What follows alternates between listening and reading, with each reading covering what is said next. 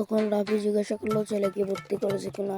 তখন বললো কিসের ভর্তি, ওকে 5 পরে তোমার সাথে বিদেশ পড়িয়ে দেবো।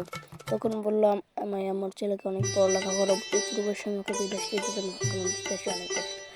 মনে করে বিদেশে গেলে খালি টাকা, কিন্তু না, বিদেশে গেলে শুধু টাকা না।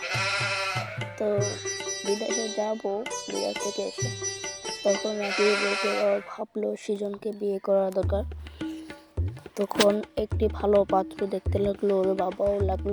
তখন বিদেশ থেকে একটি মেয়েকে ভালোবাসে, সেটা আমাদেরকে বলেছে। তখন এই গল্পটা করেছে, ওদের কোনো বিয়ে হয় নাই, কারণ আমাকে আনার জন্য, আমি যেন বাংলাদেশে ফিরে আসি সেই জন্য করেছিল।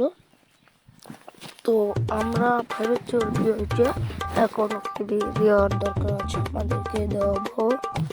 একবার বিয়ে দেওয়ার পর আমরা ওর বিয়ে হলো। তখন দুই জালে বসে বসে কথা বলছিল, আমরা দুই ভাই কথা বলছি।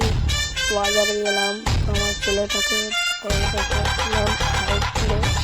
তখন আমি একটা জিনিস লক্ষ্য করতে পারলাম, কারণ একটা স্কুল আছে ভালো দেখে, সাইনবোর্ড টানা JM210। তখন আমি সেই স্কুলের সাথে পরামর্শ করি যাতে আমার ছেলেটা আরও ভালো কোনো স্কুলে পড়ালেখা করতে পারে। তখন আমাদের অনুভূতিটা আস্তে আস্তে বাড়তে লাগলো, আস্তে আস্তে বাড়তে লেগে তখন সেই স্কুলে একদিন অনুষ্ঠান হলো, অনুষ্ঠানে আমরা যেতে লাগলাম। অনুষ্ঠানে গান নাচ সব কিছু হতো।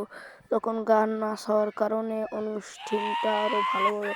তখন আমার ছেলে সেখানে গানে ফার্স্ট হয়ে যায়।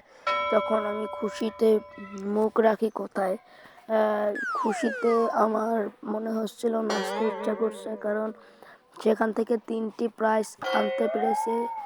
যখন 3টি প্রাইজ আনতে পারছে তখন আমি খুশি হয়েছি। তখন ভাবলাম ওকে আরো হাই লেভেলের স্কুলে দেওয়া উচিত, আর হাই